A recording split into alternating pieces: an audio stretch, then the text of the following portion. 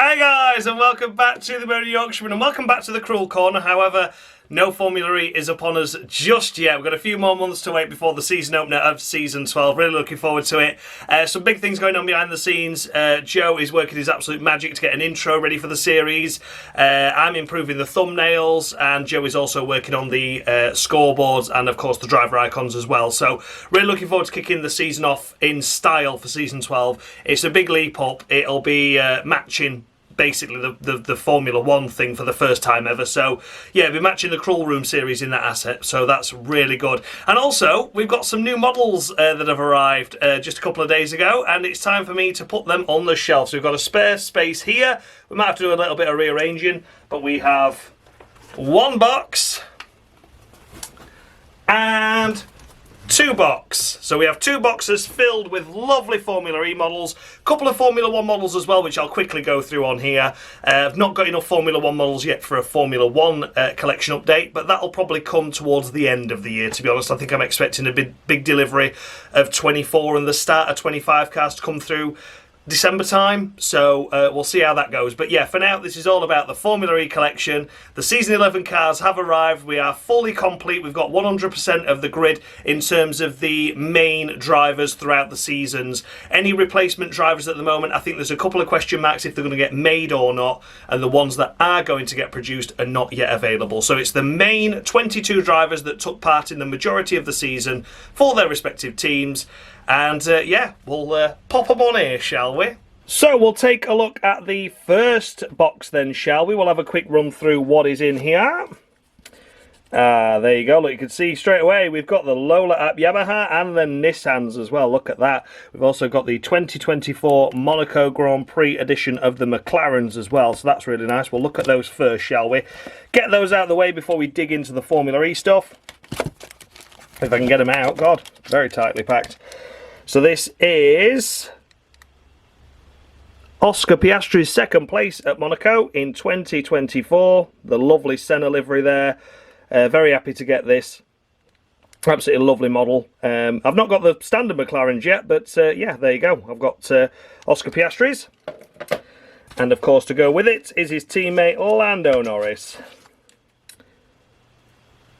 And there is Lando. Again, absolutely lovely model. I don't want to go too much into detail on this video because it's mainly about the Formula E stuff. But yeah, there you go. A couple of Formula 1 cars there. And then we'll take a look at the first batch of Formula E's, shall we? We'll kick things off with the Lola then, seeing as though it's winking at me. Look at that.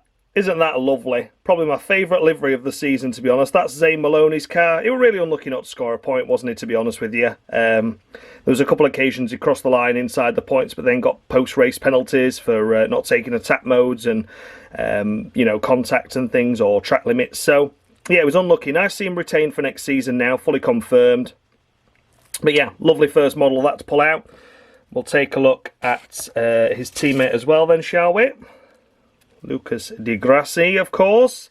Took a podium for the team at Miami. Everyone else's attack modes went a bit wrong. But Lucas Di Grassi kept it out of trouble and was able to secure a podium due to everyone else's penalties ahead of him. They did well in their first season, to be honest, Lola, Yamaha, and I think they'll be looking to improve on that next season. But it's going to be a tough season for him again. I still don't think they're going to be out of the woods, and I think it's going to take a team drastically getting it wrong for the Lola team to catch up. But, you know, a couple of seasons into your Formula E career, I don't think is too bad. Then, of course, we'll take a look at the Nissan, shall we? This one is Norman Nato. Look at the lovely blossom on there. It's really nice. I'm hoping to do some of the limited edition liveries as well. Like, I'd love the Tokyo edition of the Nissan, which was the game over stuff, and it was all in pixels, like a, you know, like a Mario kind of vibe. That looked really nice. But yeah, Norman Nato retained again for next season. I don't know why or how, but he has. Oh, here we go then. Here's Ollie Rowland, and for some reason his model has been placed around the wrong way in the box. That's interesting, isn't it? It's all fully sealed, but yeah, there you go. That's a different perspective of the Formula E champion of Season 11. Again, lovely livery, really nice, really lovely and detailed. I love the Formula E cars so much, to be honest. I'm glad Spark did them again, because Mini Champs took over the licensing and then really didn't make that many. Andretti this time around. Nico Muller has been announced at Porsche for next season, for season 12, so we'll see how he gets on there. He had a solid enough season at Andretti, but the car was just very inconsistent, wasn't it? But yeah, lovely car. Bit plain compared to the others, but I don't mind. It's still a nice car to have. And of course, we have his teammate, Jake Dennis, there as well. Again, nice model. Jake didn't have the season he was hoping for, I don't think, but hopefully bounce back for season 12. The team as a whole, really, as well as Jake. And they have signed Drugovic alongside, so the driver that should have really been in F1 has had to take the sidestep of Formula E, but we'll see how he gets on. He's apparently signed a multi-year deal as well, so maybe, just maybe, Andretti can finally get some consistency within that second car. It's becoming a bit like the Red Bull in Formula 1, isn't it? They're just changing drivers every season, to be honest, but there you go. That is Jake Dennis. Who else have we got in here? I only had a quick look at them when they arrived, so I don't... Oh, the Porsche, there you go. That's number 13, that's Da Costa. He's off to Jaguar for next season. There he is, look. That's a lovely colour, that. They had a limited edition colour last season, wasn't it? Season 10, where they were really pink. But then this season they decided to go for the purple livery throughout the season. So that is really nice. Looking forward to putting them on my shelf and displaying them. But that is a lovely model. And, of course, his teammate, Pascal Wehrlein. Almost champion last season, was champion the season before, and of course the Porsche team were the team's champion at the end of season 11, so they'll be first to be displayed on this shelf. At the top, that's how I do it. I do it in the team's orders of how they finish the season off with. But yeah, there you go, lovely model that again. And the last two in this box look like it's a Maserati. It certainly is, MSG Maserati. And this one is Jake Hughes, rumoured to go to the Kiro team next season. Not fully signed yet. But yeah, let's see how he gets on with the new team if he does end up there. Jake had a struggling season at Maserati. Got that podium for him early on. And then really just struggled to score points from there, to be honest. It was a bit of a mare of a season. I don't think Maserati had the overall pace, but I think there was more pace in it and more points in that team and driver combination that should have delivered that didn't. But nonetheless, still a really nice model as well. The black and gold and blue on there as well. Be interesting to see how they get on next season. Of course, it's not Maserati though, is it? It's Citroen for next season with a whole new driver lineup. And Stoffel Van Dorn, of course, looking to be out of Formula E, so this could be potentially the last Formula E model they make of Stoffel. A fan favourite when he joined the Formula E after his tumultuous career in Formula 1, of course, with McLaren. Won all of the available fan boosts that were ever available before they eliminated it from the sport. And struggled, really. A Gen 2 champion, but then the Gen 3 era's just not quite gone his way. He had the one win, of course, due to taking pit boost early and then having a red flag, which gave him a massive advantage that race to secure victory. But apart from that, his results were few and far between. So that's one box emptied. Let's grab the second. So the second box then, and we kick things off with more Formula 1 models. So we'll briefly go through these. These are 2025. Again, special edition liveries. This is the Japanese Grand Prix livery for the Red Bull team. Absolutely stunning. Really lovely. I was so pleased to get these. They're few and far between in terms of models. This one's just limited to 336. It's Yuki Tsunoda, of course. Yeah, he was dumped in and thrown in at the deep end after they got rid of Liam Lawson after just 2 races. And of course, at his home Grand Prix, he wasn't able to score any points, but still a really lovely model to own. Again, when I do a Formula 1 video update, I'll look at these in more detail. But yeah, really lucky to have these in my collection because they're already selling out everywhere. And if you can find them, they're already well above face value. Face value for these was £80. Each model, and they're already looking at like 120 plus on eBay. So yeah, really lucky to have that one. And of course Max Verstappen as well, the teammate to Yuki Tsunoda. His is slightly more favourable in terms of limited edition with 1,200, but there's so many Dutch fans out there that these have sold out instantly, sold out quicker than Yuki Tsunoda, proving the popularity really. Almost 3 times as many models of these produced, but sold out twice as fast. Again, looking at £120 plus for this model already. But lovely to own it. I'm really lucky to get it on my collection. I've got a great supplier that sorts me out with models, and yeah, really lucky to own that. But yeah, really special edition box. The livery on the back, it's lovely, really nice indeed. So yeah, lucky to have those, but again, I'll do a bigger review of the Formula 1 stuff when I get more of them. So then back to what we're all here for, and it's Formula E, of course. These are the McLarens. They have departed ways now, haven't they? And unfortunately won't be on the grid at all next season. They haven't been bought out by any other company or team or manufacturer. So the grid will be down to 20 cars next season in Formula E. This is Taylor Barnard, the rookie, of course. Took part in a couple of races in Season 10 and then really found his feet in Season 11 and delivered podium after podium, a couple of pole positions. He did so well. Missed out on that maiden victory, but yeah, there was a lot more on the table for Taylor. He had a little bit of bad luck. McLaren struggled for pace in certain races. Had a terrible doubleheader at London to round out his season, but yeah, what a fantastic opportunity it is for him. He goes to the DS Penske squad for next season, which will be really interesting to see how he gets on there. But at least he's found a home elsewhere because he deserves a seat in Formula E. Stunning model with the orange and black. Really lucky to have it. And of course, another driver believed to be departing Formula E now is Sam Bird. He had his time, didn't he? Bless him. Yeah, he was great in Season 1. You know, in the early seasons, the Gen 1 era. He looked like he should have been a champion at times, but that switch to Jaguar yielded a few results, but unfortunately they were so few and far between, and for the most part he was too busy taking out his teammate. Got dropped, shouldn't have really been saved by McLaren, but was a couple of seasons at McLaren, and now he's been shown up by a rookie in Taylor Barnard throughout the most part of the season. And yeah, Sam Bird, I really loved him in Formula E. I really enjoyed him. I think he was a great character, a great asset to the championship. But unfortunately, I think he's just had his time now. And yeah, it's a shame to see him leave. But that's life, isn't it? That is life. But yeah, again, a lovely model. Really happy to have it. My most impressive team of the season we come to now is Mahindra. What a fantastic season they had with a great driver pairing of Nick De Vries and Eduardo Mortara. The model looks stunning as well. They were confident going into this Gen 3.5 EVO era, and they delivered the goods. 4th in the team standings, absolutely amazing. Multiple podiums for both drivers, and did really well. I'm really pleased for Mahindra. I really do like them as a team. And the driver combo as well worked well, really well. But yeah, really happy with that. Really happy to have it in my collection. And that is Nick De Vries. Of course, his teammate is Eduardo Mortara. Again, lovely to see him finally have a good season. He had a couple of rough seasons at Maserati where he was just shunting left, right and centre. Didn't think he deserved the opportunity at Mahindra, to be honest with you, but he's thrived. He really has thrived. He was really unlucky in Season 10, but Season 11, the luck went his way throughout the most part and did a solid job indeed. Really happy to see him do well this season, and look, really happy to have this in my collection. Absolutely love the Mahindra team, as I mentioned, and yeah, really nice livery that.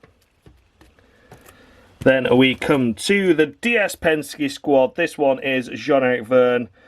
Very reminiscent of the old John Player Special Lotuses back in the day in Formula 1. With the black and gold livery. Look at the gold sparkling on there. It looks so nice. It catches the reflection. Spark do such a good job with the models. They really do. Like I say, I'm glad they took over from Mini Champs again, because Spark know how to make a model. It's nice as well that this year they've finally gone for everyone being on the plain white base. As you can see up there, the ERTs are on a black base. So are the Porsches of last season. But this time around they've kept it all consistent and just gone, no, everyone's having a white base, and that's that. And I'm pleased they've done that. Then we come to, of course, Maxi Gunter in the second DS Penske. Again, the DS automobiles there. Really lovely. Really nice. Yeah, like I said, I really like all the cars, to be honest. I love the Formula E grid. Looks so colourful. If they do the Andretti in the blue livery that they had for the Miami Grand Prix, I think it was, as a special one-off, I'd love to own that. Of course, I'd love the Lolas in the Superman livery as well. I think that'd be nice to have, especially because I've got the Superman livery of the Red Bulls from 2006 Monaco Grand Prix in the Formula 1. Envision, of course. This is Sebastian Buemi, Cartoon Network on the barge board there. Love Cartoon Network. Used to watch it all as a kid. Courage the Cowardly Dog and all that lot. Took his first win in about 50 million years. He did at Monaco, a stunning drive to secure victory. He had another couple of podiums as well, and was a rejuvenating year for Buemi, I would say, after a couple of rough seasons for himself and Envision as a whole. Envision still under-delivered on what I felt they were capable of, but they still had a far better season than what they have in previous ones. So, yeah, lucky to own that one. Again, nice livery, nice contrast to the other cars on the grid. And Robin Freins, looking like he will be departing Formula E as well. I don't think he's been picked up anywhere, or rumoured to be picked up anywhere, after a rough couple of seasons and really didn't get it together. Best result of a few eighths all season long, while his teammate was getting podiums, top fives, and of course that victory. So yeah, Robin Freins sort of started to be on the sidelines, no longer in Formula E. Will be making his career probably in World Endurance somewhere. Then we come to the last couple of cars. We've got the Cupra Kiro squad. This one is David Beckman. Had a really tough season, to be honest. Doesn't look to be retaining his seat anywhere. Look at that though, the bronze and the neon yellow is lovely, especially with Beckman's helmet being yellow as well. That's really nice. Really lovely model, that. But yeah, David Beckman scored a couple of points in the final race of the season at London. But yeah, I think that was a little bit unjust on Zane Maloney, because Zane Maloney had the better season overall. But you have to be in it to win it, don't you, in Formula E? And yeah, unfortunately, Beckman didn't have a best of seasons, but at least he picked up some points. I've just noticed as well the wheel covers are different colours. It's yellow on the front and bronze on the back. That's really lovely. Really nice to detail that. Probably one of the best drivers of the season for me personally, most improved driver anyway. Dan Tinkton, what a season he had. What a season he had for that Kiro team. He scored one pole position, didn't he? He's had a victory. He had a couple of podiums. Rejuvenated, revitalised, drove maturely throughout the most part. London was a bit of a slip up towards the end of the season. Got a little bit desperate at times trying to get overtakes done and try and stay inside the podium places and top fives. But throughout the most part of the season, he was absolutely formidable and looked like he'd finally matured into his race seat and into the season and series. Finally happy he had a car that was competing for more than just the back of the grid results, and did a really good job. So yeah, really happy to have that. Great season by Dan. I hope he keeps it up for next season with the same team, of course. And then last but by no means least is, of course, Jaguar. Nick Cassidy had a tough season. The first 7 or 8 races, he'd only scored a single point, and then had a fantastic second half of the season to recover to be a runner-up in the driver's standings. And Jaguar ended up runner-up in the team standings as well, I think, didn't they? So yeah, really, really impressive. Yeah, love the Jaguar livery with the white and gold contrast, and of course having one white wing mirror, one gold wing mirror. It's just the attention to detail that I love in Formula E. They really go the extra mile to make the cars look nice, they really do. And then last, of course, but by no means least in terms of the whole of the drivers, it is, of course, Mitch Evans, retained for Jaguar for next season. Nick Cassidy is off to pastures new, which will be interesting to see. He's off with a newly formed Citroën team.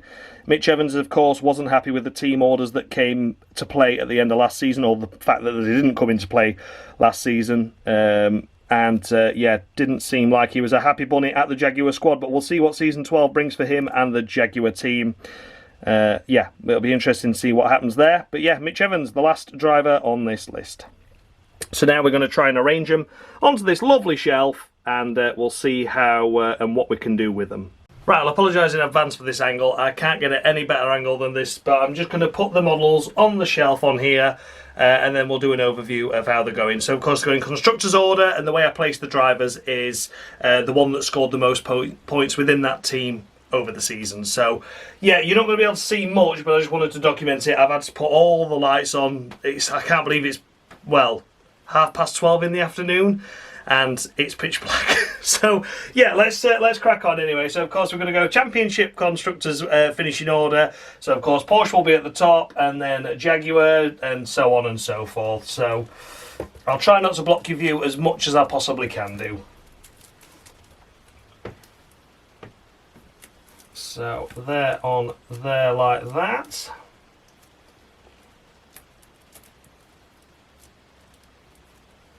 And then, of course, we have Nissan and Mahindra. Nissan could have been team's champion had they not had Norman Nato in that car. Rather frustrating, I've got to be honest. Annoying that they've kept him, really. I'm surprised, but obviously contractual obligations and things.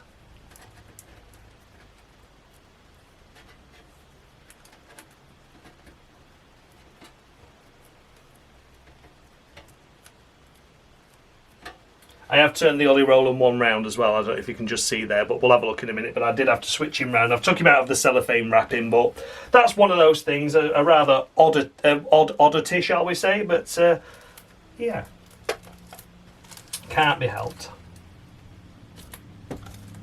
DS Penske and the Neon McLaren squad are next.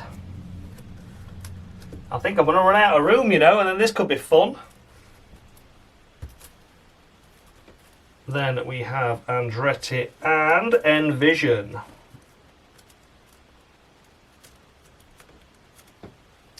Oh, we've got just enough room. Maserati and the Kiro squad. And then last but by no means least, the Lola Apt Yamaha team. A little gap there, but I don't think I'm going to be able to put those on, am I? No, I can't fit the Gen 2 ones there. There's not going to be enough room. Okay. We'll leave those in the corner for now. I'll just put the little Jaguar there. And there we go. Looking a bit fuller now, isn't it? So we'll take you for a look. And there we are then, the general overview. So, of course, the Season 11 cars start here. I'm still missing a Season 9 Mahindra that I really need to get hold of. I need to get hold of the Neos from Season 9 as well. I didn't get those, so yeah, I need to get on top of those. There's a Gen 2 EVO production car there, just a display of what the Gen 2 car would look like, and of course a Season 9 Mahindra there. But nonetheless, Season 10 ends here. Season 10 is all complete. And then of course we have the Porsches, the Jaguars, the Nissans, the Mahindras. What a season Mahindra had, eh? Then over to the DS Penske's, the McLarens, the Andretti's, the Envisions, then the Maseratis, the Kiros. Look how lovely those Kiros are. And then finishing off with the Lola team. What a fantastic... I can't believe I've got them all in one go, one hit. Signed, sealed, delivered. It's done. And yeah, really looking forward to trying to get the additional drivers as well if they are released, and of course any special liveries. I'd love the Superman Lola.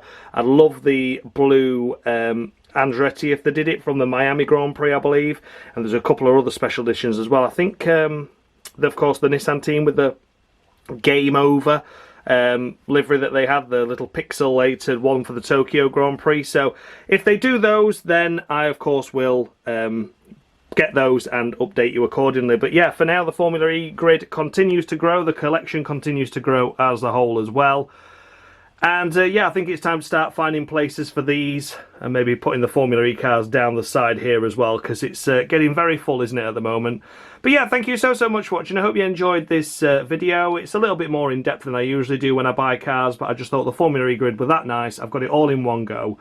Let's document me showing you each model and of course putting them on the shelf as well. So let me know in the comment section what your favourite driver is, what favourite team is, what you think to the models as well, and what your predictions are for Season 12 as well, because it's soon upon us, isn't it? But yeah, thank you so much for watching, guys.